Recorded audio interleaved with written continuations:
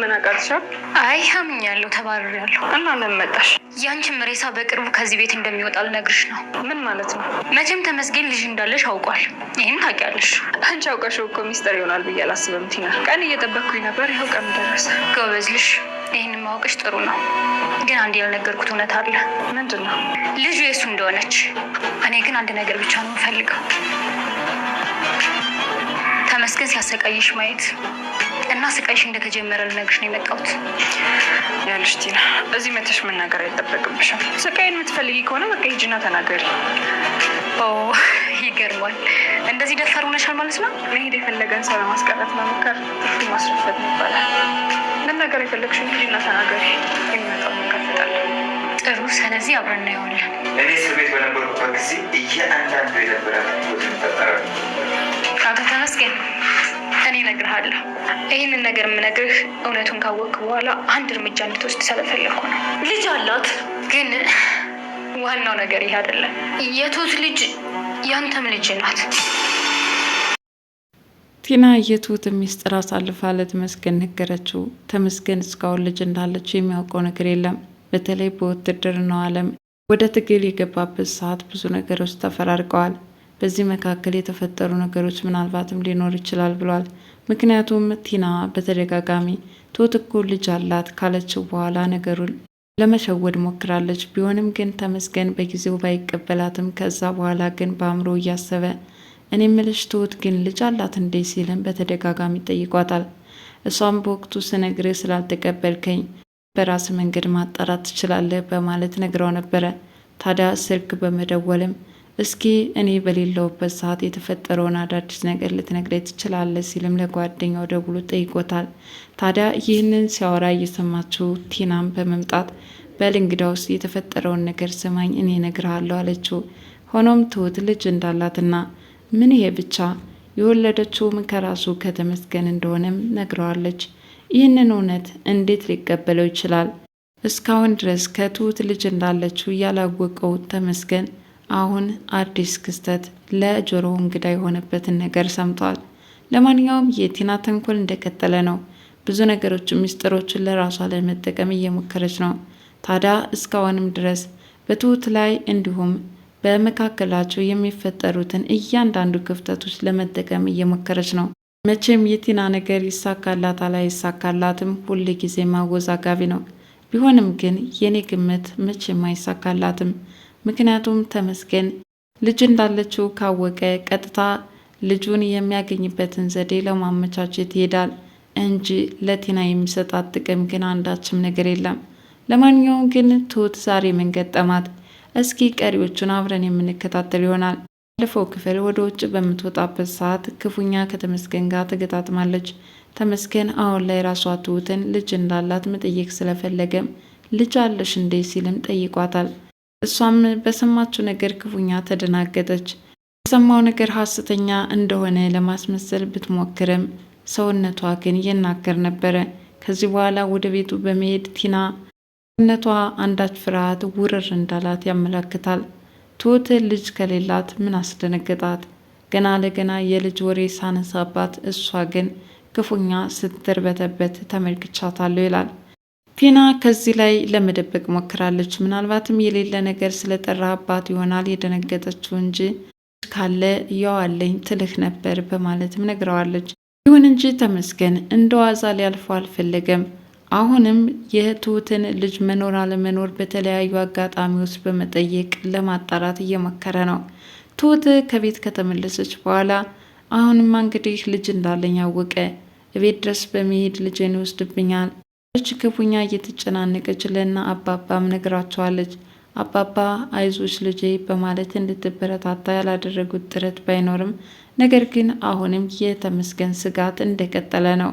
ምንም እንኳን ለትሁት ምንም ነገር እንደማያመጣ ለማሳመን ቢሞክሩም ከዳኒ ጋር ሆነው ግን እንዴት አድርገው የትሁትን ልጅ ከጥቃት ለመከላከል ጥረት ለማድረግም እያሰቡ ነው።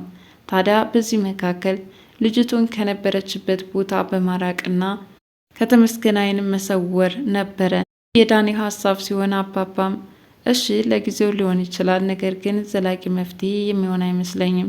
ለማንኛውም ግን የቻልነውን ያህል እንሞክራለን ሲልም ለዳኒ መልሶለታል። በሌላ በኩል እንግዲህ ኤደን እያሳሰባት የመጣው ካሌብና በትሁት መካከል ያለው መፈላለግ ሁሉንም ነገር ጠንቅቃ ታውቃለች። ሆኖም እነሱን ገፋፍተው ወደ ፍቅር ግንኙነት እንዲያመሩም የተቻላቸውን ያህል ጥረት እያደረጉ ነው። ዛሬ ላይ ኤደን በካሌብና በአንቺ መካከል መፈላለግ እንዳለ ሁኔታዎች ያመላክታሉ። አብራችሁ ለመኖር እድልን የማታመቻችሁ ስትልም ትሁትን ጠይቃታለች። ትሁትም አሁን እያስጨነቃት ያለው የተመስገን ጉዳይ እንጂ ከካሌብ ጋር ምንም የተለየ ግንኙነት እንደማይኖራቸው ገልጻላታለች። ኤደን ግን የእሷ ፍላጎት ሁለታቸው ተፋቅረው እንደታሰቡ የሰርግ ስነ ስርዓት ማየት እንደምትፈልግም በጉጉት እየተጠባበቀች እንደሆነ ገልጻላታለች። ቲናም እንዴት አድርጋ ህልሟን ማሳካት እንዳለበት እያወጣች እያወረደች ነው። ሆኖም እቤት ድረስ በመምጣትም ዛሬ ላይ ትሁትን አስፈራርታታለች። ሆኖም ትሁት እንግዲህ ያደረግሽውን ማድረግ ትችያለሽ፣ ለማንኛውም ግን እንኳን ከፎከረ ከወረወረ ያድናል፣ ከዚህ በኋላ የሚመጣውን ነገር እጋፍጠዋለሁ ስትልም የቲና ነገር ስራ እንደማያስፈራትም ገልጻላታለች። እና ወደ ቤት አመጣጧ ራሱ ስታየው ምን ፈልገች ነው ስትል ስትጠይቃትም አስከሬንሽ ከዚህ ቤት የሚወጣበት ቀን እየተቃረበ ነው፣ ለማንኛውም ይህንን እንድነግርሽና እንድትዘጋጅ ነው በማለትም ነግራታለች። ታውቂያለሽ ከተመስገን የወለድሻት ልጅ የእሱ እንደሆነ ሲያውቅ ምን እንደሚያደርግሽ በማለትም ተመስገን እንደማይለቃት ክፉኛ ትሁትን እየዛተችባትና እያስፈራራቻት ትገኛለች። ከወጣች በኋላ ግን አሁንም እየተመሰለሰለችና ይህንን ፈተና እንዴት ልትጋፈጠው እንደምትችልም እያወራች ነው። ለኤደንም ነግራት አይዞሽ ሁሉ ነገር እንዳሰብሽው አይደለም፣ ነገሮቹ ይቀላሉ ስትልም ኤደን የተቻላትን ያህል እያጽናናቻት ነው። ተመስገንም ቲናን ብዙ ጊዜ አፋጧት፣ ነገር ግን ከቲና በቂ ምላሽ ስላላገኘ ቀጥታ ገጠር ድረስ በመደወል በትሁት ያለውን ነገር እንዲነግረውና ውትድርና ባመራበት ሰዓት ምናልባትም በመካከል የተፈጠሩ ክፍተቶችን ምን እንደተካሄደና የትሁት ላይፍ ምን እንደነበረ እንዲነግረው ጠይቆታል። ሰውም በትሁት በኩል ያለውን አጣርቶ እንዲነግረው ቀጠሮ የሰጠው ቢሆንም አጀሬት ቲና ግን አንድ ማንድን ይዘረዝርልሃለሁ፣ ስለ ትሁት የማውቀው ነገር አለኝ፣ ትሁት መውለዷ ብቻ አይደለም የወለደችው ልጅ ያንተ ነው ስትልም ነግረዋለች። ተመስገን ልጅ እንዳለው አውቋል። ለማንኛውም ደስታ ይሰማዋል ወይስ ደግሞ በተፈጠረው ነገር ያዝናል? እስካሁን ትሁት ስለደበቀችው በሷ ላይ ምን ሊያደርጋት ይችላል? ቲናስ ይህንን ስለተናገረች ምን ጥቅም ታገኛለች? እንዳሰበችው ምናልባትም ተመስገን የሷ ረዳት በመሆን ካሌብን ቤተሰብ ለማጥቃት ያስችላት ይሆን? ብቻ ቲና የራሷን ጥቅም ለማስጠበቅ ስትል እዚህ ደረጃ ደረሰች እንጂ አንዱም እንደማይሳካላት ነው። እርግጥ አባባንም እያሳሰባቸው መጥቷል። ዛሬ ላይ ትሁትን ብቻ አይደለም፣ ትሁትማ በሀሳብ ጭልጥ ካለች ሰነባብታለች። አባባ ብዙ ጊዜ ከእንቅልፍ ሰመመን ሲመልሷትና ምን እያስጨነቃት እንደሆነም በተደጋጋሚ ጠይቀዋታል። እስካሁን ድረስ እየተመሰለሰለች የሚያስጨንቃን ነገር በግልጽ ማንነቱን ባትናገርም ዛሬ ላይ ግን ተመስገን ትክክለኛውን ሚስጥር መስማቱ ልጄን ይወስድብኛል እያለች ይህንን ጭንቀታቸውንም አጋርታቸዋለች። እነሱም ቢሆኑ ለትሁት እባክሽን አይዞሽ ቀላል ይሆናል በማለት ያበረታቷት እንጂ ተመስገን አካሄድ ግን እውነትን በልጅቷ ላይ ተጽዕኖ እንደሚፈጥርም እየገለጹ ነው።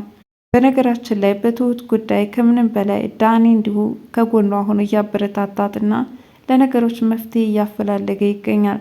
ኤደንም እንደዚሁ የትሁት ነገር እንዳሳዘናት እንደ አንድ ቤተሰብ እንዴት አድርገው ከጥቃት ራሳቸውን መከላከል እንዳለባቸው እየተወያዩበት ነው።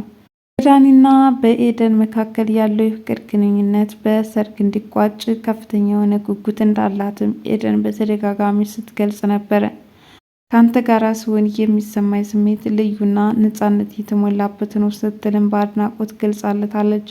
እንግዲህ ሁለታቸው ደስ የሚል መፋቀርና መጓደድ ላይ ሲሆኑ በካሌብና በትሁት መካከል ግን ከፍተኛ መተፋፈር አለ።